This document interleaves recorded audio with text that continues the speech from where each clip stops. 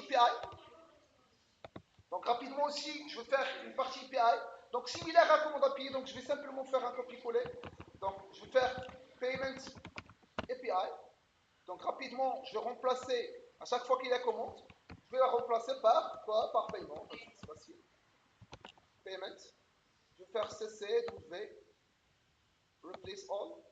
Et je vais dire pas de W, c'est pas la peine. Replace all. Alors, je vais voir.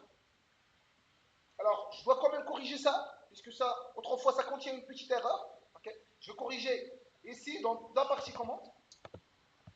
Alors, pour que ça marche, il faut que la taille doit être égale à 4, pour que tu puisses accéder au troisième élément. Sinon, ça va donner une erreur. Okay. Par exemple, si tu invoques find all, automatiquement find all, il va pointer sur ça, il va faire le test, et automatiquement, tu auras une erreur. Pourquoi? Parce que le URL 3, ça n'existe pas.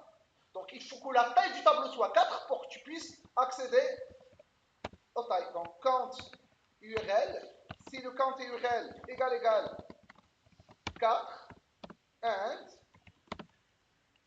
and URL de 3. Donc, c'est une sorte de protection de cette condition, sinon on aura des erreurs. La même chose aussi, je vais le faire. Et ici aussi. Alors, rapidement. Donc, comme on avait l'habitude de faire, ça c'est request, ça c'est une méthode, ça c'est l'URL, ça c'est la méthode get. Au lieu de ref, j'aurai quoi? Au lieu de ref, j'aurai code. Donc, si c'est le code, je vais faire find by ref. Donc, je vais faire au lieu de ref comme ça, je vais faire un code comme ça. Replace. Donc, si c'est un URL, si c'est un get avec un code, je vais faire un find by code. Si c'est un ID, je vais faire comme ça.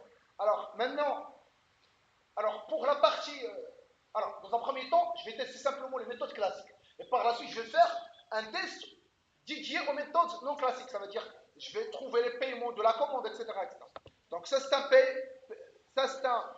Alors, s'il vous plaît, et si quand même il y a une particularité, s'il vous plaît, votre attention, s'il vous plaît, et s'il y a une particularité. Alors, les paramètres qui vont être fournis au paiement, c'est quoi? Alors, le paiement, on va voir le code, le montant, le type et la commande. Okay. Donc, qu'est-ce que tu veux faire? Donc, l'ID il est nul, c'est correct.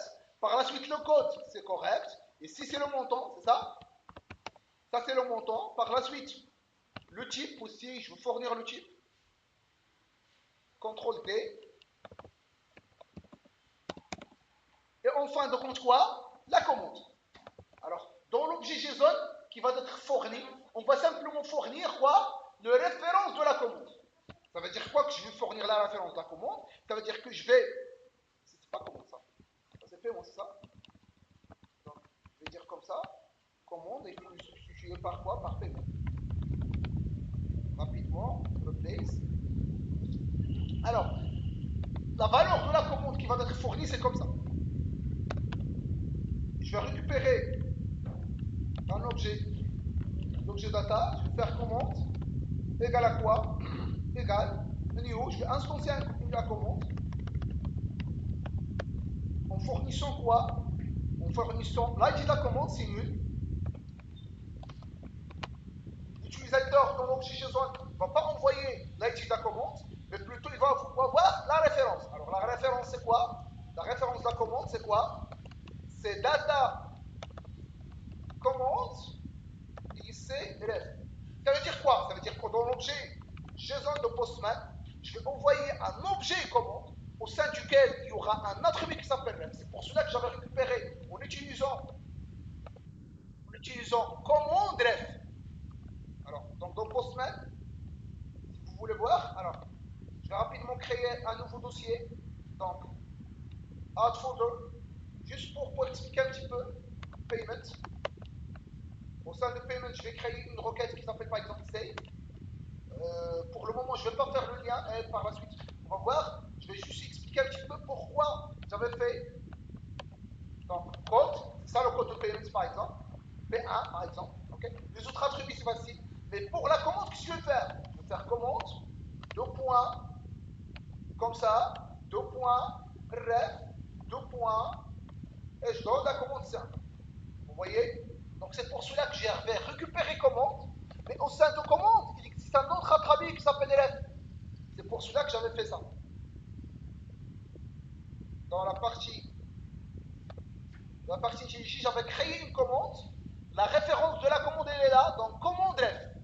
Okay. Par la suite, quel est notre objet? C'est le total payé, je vais faire 0,0.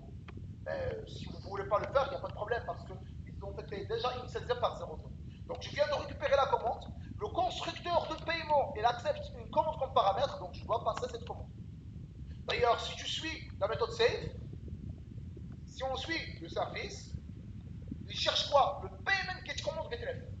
Et moi, c'est ça ce que j'avais fait en injectant la commande dans le constructeur de payment. Et la commande, qu'est-ce qu'il contient? Elle contient la ref. Donc c'est ça payment. Donc je sauvegarde et je fais appel.